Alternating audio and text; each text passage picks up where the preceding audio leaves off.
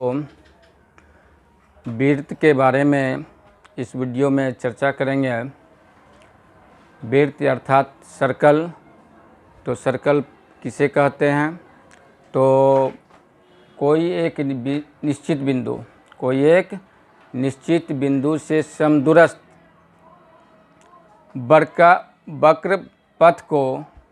वक्र पथ से घिरे क्षेत्र को जो है वृत्त कहा जाता है। जैसे अगर कोई एक या निश्चित बिंदु है, या बिंदु अगर O है, इससे समदूरस्थ यानी समान दूरी पर एक अगर कोई वर्गाकार यानी वक्र के समान जो है एक पथ है, इस पथ को से घिरे क्षेत्र को हम क्या कहेंगे? इसी को हम कहेंगे यह एक क्या है? वृत्त है। इसमें जो है सभी इस सेंटर से इसकी सीमा की दूरी जो होगा वह हर जगह का समान होगा। इसी को क्या कहा जाता है? वृत्ताकार क्षेत्र, या इसको वृत्त कहेंगे। इसको हम इस प्रकार से लिख सकते हैं, इसको हम डोनेट कर सकते हैं। तो इसका परिभाषा हम लिख सकते हैं, एक निश्चित बिंदु के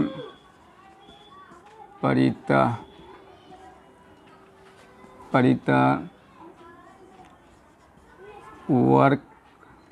वक्र पथ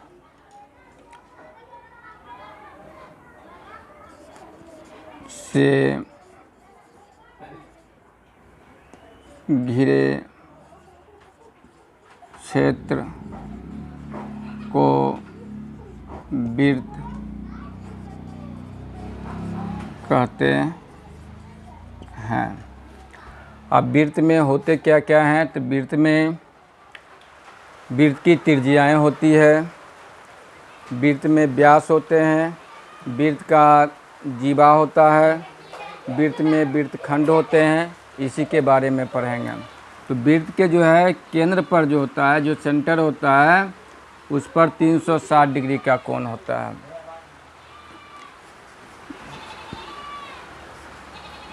वृत्त के केंद्र पर 360 डिग्री का कोण अंतरित होता है। अब वृत्त में कौन कौन भाग हैं? तो वृत्त में जो है आपको त्रिज्या मिलेगा। तो त्रिज्या किसको कहेंगे? त्रिज्या मतलब रेडियस। तो त्रिज्या किसे कहेंगे? तो वृत्त के केंद्र से परिसीमा की दूरी। वृत्त के केंद्र और परिसीमा की दूरी ही जो है वृत्त का त्रिज्या कहलाता है। तो इसको हम लिख सकते हैं, वृत्त के केंद्र से परिसीमा की दूरी को वृत्त का त्रिज्या कहते हैं। इसे R से सूचित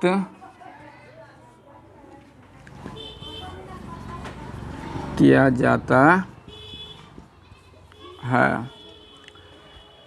तो वृत्त के केंद्र से, तो वृत्त मान लीजिए वृत्त के केंद्र से अगर यह गया दूरी, अगर यह बिंदु A है, तो यह O से A की दूरी, यही वृत्त का त्रिज्या कहलाएगा, जिसको हम R से डोनेट करेंगे। एक वृत्त में जो है त्रिज्याओं की संख्या जो होती है वह अनंत होती है। कहने का मतलब इसकी कोई गिनती नहीं होती है, यानी अनंत होती है। और एक ही वृत्त के सभी त्रिज्याएं समान होती है। तो हम लिख सकते हैं, एक ही वृत्त की सभी त्रिज्याएं समान होती हैं तथा इसकी संख्या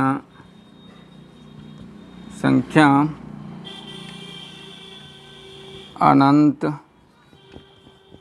होती है। तो इस तरह से हम त्रिज्या के बारे में जान गए। अब हम जानते हैं वृत्त का जीवा।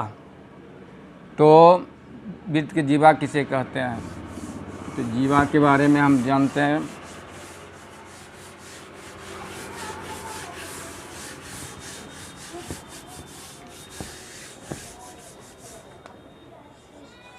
वृत्त की जीवा तो जीवा वह रेखाखंड है, वह रेखाखंड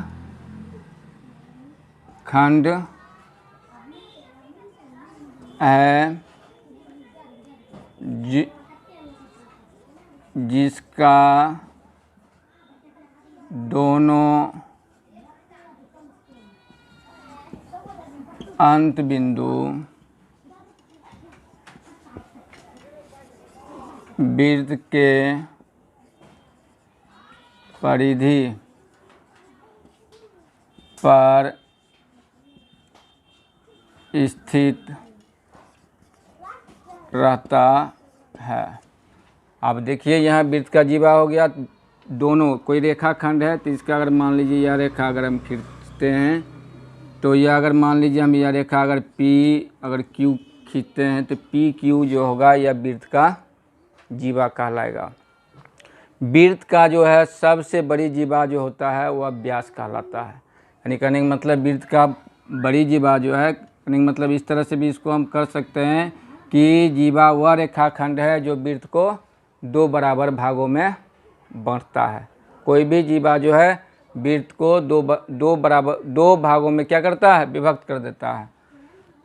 तो पी क्यू हो गया जीवा। अगर यह जीवा अगर मान लीजिए यह अगर सेंटर से यानी वृत्त के केंद्र से गुजरेगा तो यही क्या हो जाएगा? यह वृत्त का व्यास हो जाएगा। तब हम व्यास के बारे में चर्चा कर लेते हैं। वृत्त का व्यास अर्थात इसको डी से सूचित किया जाता है, यानी डायमीटर होता है। वह जीवा जो वृत्त के केंद्र से होकर गुजरती है उसे वृत्त का व्यास कहते हैं। कहने का मतलब वृत्त का व्यास किसे कहेंगे? यानी वह जीवा जो वृत्त के केंद्र से गुजरती है। और व्यास कोई भी व्यास जो होगा आपको वृत्त को जो है दो बराबर भाग में बांट देगा। जैसे अगर मान के चलिए यह क्या है? यह एक वृत्त है और जिसका सेंटर क्या है? ओ है। ओ केंद्र का एक वृत्त है और इसमें कोई भी अगर व्यास होगा तो इसको जो है क्या करेगा? दो बराबर भागों में बांट देगा। अगर मान लीजिए ए भी एक व्यास है जो क्या है? वृत्त का जीवा भी है, लेकिन यह क्या है? सेंटर से होकर क्या? वृत्त के केंद्र से होकर गुजर रहा है। तो कोई भी व्यास होगा वह वृत्त के केंद्र से होकर गुजरेगा, तो उसको हम व्यास कहते हैं। व्यास को जो है डी से सूचित किया जाता है। व्यास को डी से सूचित किया जाता है। कहने का मतलब अगर ये भी है तो ये भी को हम डी से इसको सूचित कर देंगे तो बी हो जाएगा। अब जो है वृत्त के व्यास और वृत्त के त्रिज्या से हम वृत्त का परिधि, वृत्त का जो है क्षेत्रफल किस प्रकार निकालेंगे इसके बारे में जानेंगे हम। तो सबसे पहले हम वृत्त का जो है परिधि के बारे में जानेंगे। यह हमारा एक वृत्त है जिसका सेंटर O है, तो इसका परिधि का मतलब हुआ इसके चारों यह दूरी जो होगा, अगर A से चलेंगे और ये चलते हुए पुनः अगर A पर चलते हुए दूरी पुनः A पर अगर पहुंच जाएंगे तो यही टोटल दूरी हमारा क्या होगा, परिधि होगा। तो परिधि हम किस तरह से निकालेंगे इसके बारे में चर्चा करेंगे। सबसे पहले हम वृत्त के व्यास और त्रिज्या में संबंध देख लेते हैं क्या होता है। यानी वृत्त के व्यास एवं त्रिज्या यानी रेडियस में संबंध, दोनों में क्या रिलेशन है। तो इसमें रिलेशन जो होता है वृत्त का जो व्यास जो होता है त्रिज्या का दुगुना होता है। अर्थात हम इसको लिखेंगे D इक्वल टू यानी व्यास अर्थात D इक्वल टू हम लिखेंगे 2 गुना त्रिज्या, अर्थात इसको हम D इक्वल टू हम लिख सकते हैं 2R लिख सकते हैं, ठीक। या त्रिज्या बराबर हम लिखेंगे त्रिज्या इक्वल टू हो जाएगा R इक्वल टू D/2, यानी करने का मतलब व्यास का आधा जो है वह त्रिज्या होता है। अब हम वृत्त के परिधि पर आते हैं। तो वृत्त का परिधि या इसको हम परिमाप भी कहेंगे या परिमिति भी कहेंगे, तीनों चीज़ एक ही हुआ। तो वृत्त का परिधि को C से डोनेट किया जाता है। तो वृत्त का परिधि अगर आपको त्रिज्या मालूम रहेगा तो उसके अनुसार वृत्त का परिधि हो जाएगा 2 इंटू पाई इंटू त्रिज्या हो जाएगा, अर्थात इसको हम लिख सकते हैं 2πr लिख सकते हैं। अगर वृत्त का परिधि आपको ज्ञात है, वृत्त की त्रिज्या अगर निकालना है तो इसको आसानी से लिख सकते हैं वृत्त का त्रिज्या अर्थात R इक्वल टू हम लिख सकते हैं परिधि बट्टा 2π। अब हम वृत्त का परिधि वृत्त के व्यास ज्ञात रहने पर अगर करेंगे तब क्या हो जाएगा, वृत्त का परिधि इक्वल टू होता है पाई इंटू डी। अगर वृत्त का अगर व्यास ज्ञात है और कहेगा वृत्त का परिधि ज्ञात करें तो पाई इंटू डी होगा। अगर परिधि मालूम है, अगर आपको व्यास मालूम करना है तो इसके लिए फार्मूला हो जाएगा व्यास अर्थात D इक्वल टू परिधि बट्टा हो जाएगा पाई। तो इससे जो है आप परिधि निकाल सकते हैं और परिधि से जो है त्रिज्या और व्यास आसानी से ज्ञात कर सकते हैं हम। अब चलते हैं वृत्त के क्षेत्रफल पर।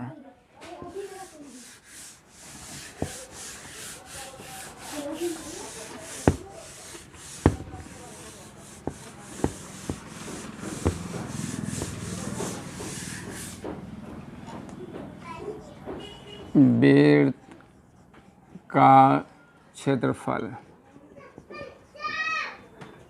वृत्त का क्षेत्रफल इक्वल टू, यदि यह वृत्त है, इसका सेंटर है, अगर इसका त्रिज्या आपको मालूम है यानी रेडियस मालूम है तो रेडियस अगर मालूम है तो उसके अनुसार अगर वृत्त का क्षेत्रफल निकालेंगे तो फार्मूला हो जाएगा आपको पाई आर स्क्वायर। क्या हो जाएगा? पाई आर स्क्वायर जो है वृत्त का क्षेत्रफल इक्वल टू हो जाएगा। यदि क्षेत्रफल आपको मालूम है, वृत्त का त्रिज्या ज्ञात करना है, तो इसके लिए फार्मूला हो जाएगा वृत्त का त्रिज्या अर्थात आर इक्वल टू फार्मूला हो जाएगा अंडर रूट वृत्त का क्षेत्रफल अब बट्टा हो जाएगा पाई हो जाएगा। बट्टा क्या हो जाएगा? पाई। इससे आपको जो क्या निकल जाएगा?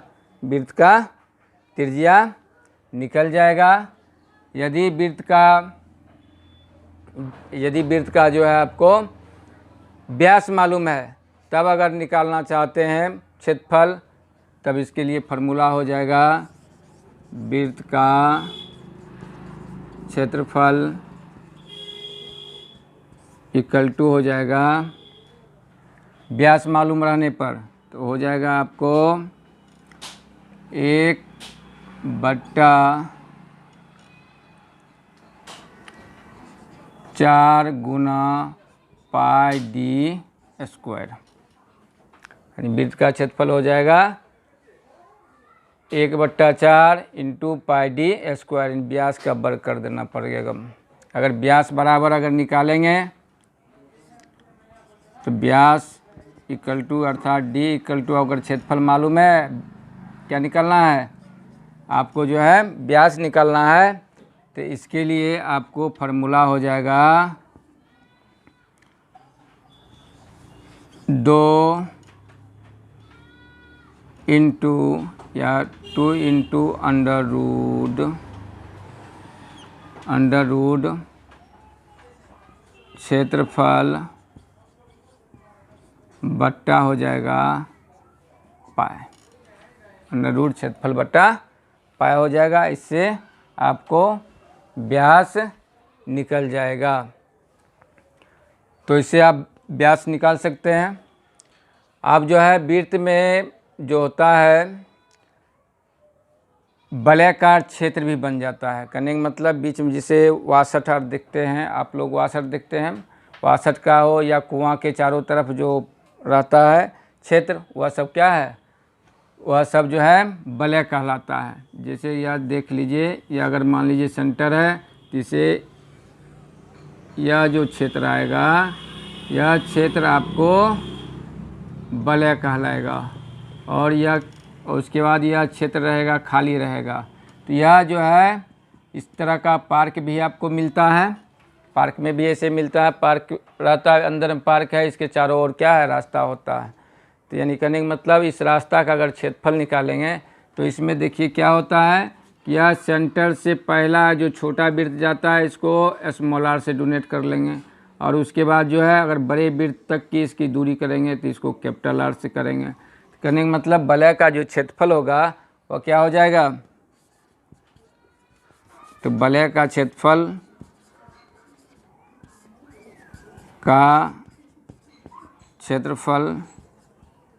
इक्वल टू आपको फार्मूला हो जाएगा pi into capital R square minus small R square. इसको हम इस तरह से भी लिख सकते हैं, pi into capital R plus small R into capital R minus small R. इससे जो है आपको वलयाकार जो रास्ता होगा या वलय का भाग जो है, इसको इस सूत्र से आसानी से निकाल सकते हैं। इस पर अब जो है एक दो प्रश्न लेकर इसको थोड़ा हल करके देख लेते हैं।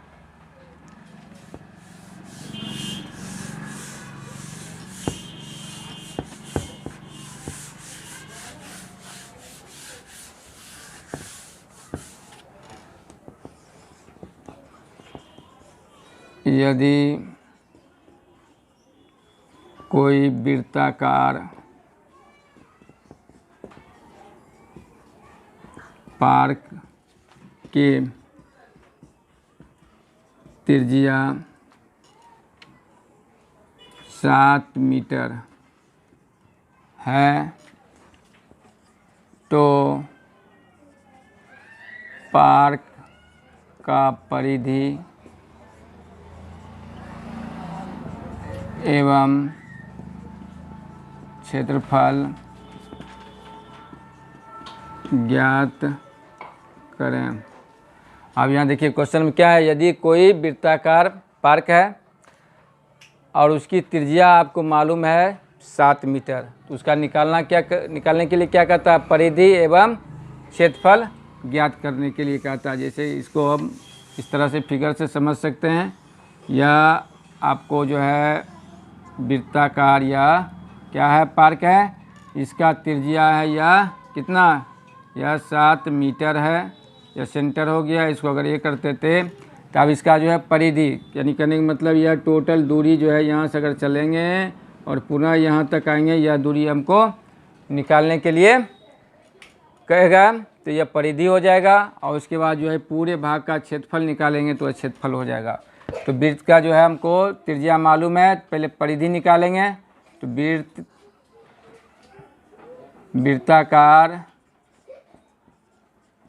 पार्क का परिधि इक्वल टू फार्मूला हो जाएगा आपको 2 पाई r हो जाएगा, इस पर बैठा देंगे 2 इंटू, अब यहाँ पाई का जो मान होगा आपको जो है पाई का मान पाई इक्वल टू 22/7 दिया हुआ रहेगा, या जो है 3.14 रहेगा। यह आपको क्वेश्चन में दिया हुआ रहेगा, नहीं तो अधिकांशतः क्वेश्चन में हम जो है 22/7 ही पाई का वैल्यू पुट करते हैं।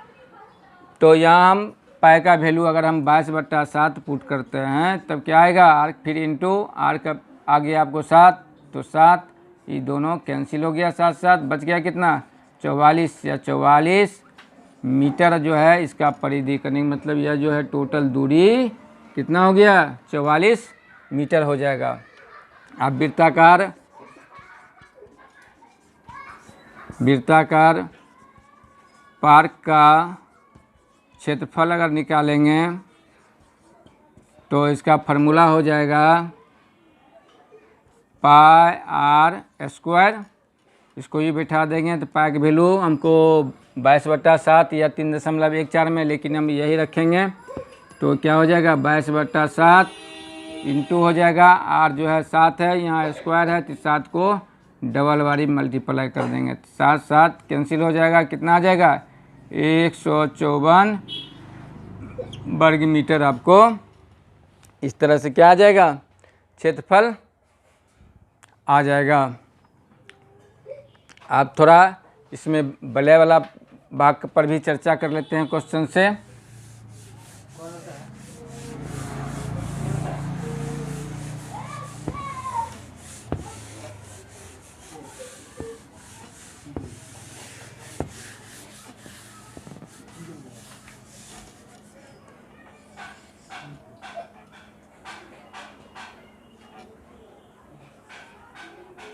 यदि कोई वृत्ताकार पार्क की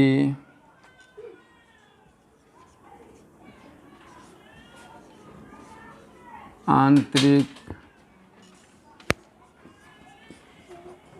त्रिज्या 7 मीटर है तथा इसके बाहर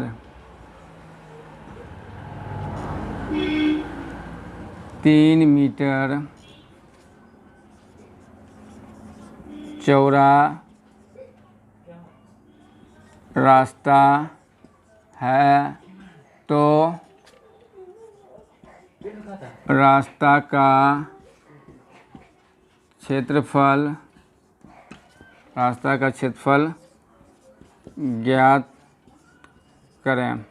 करने का मतलब इसमें देखिए अगर इसका वृत्ताकार मान लीजिए यह पार्क है तो इसके जो है 3 सेंटीमीटर जो है चौड़ा है, तो यह जो है 3 सेंटीमीटर इसके चारों ओर क्या हो जाएगा एक रास्ता बन जाएगा। यही रास्ता की चौड़ाई होगी आपको 3 मीटर हो गया।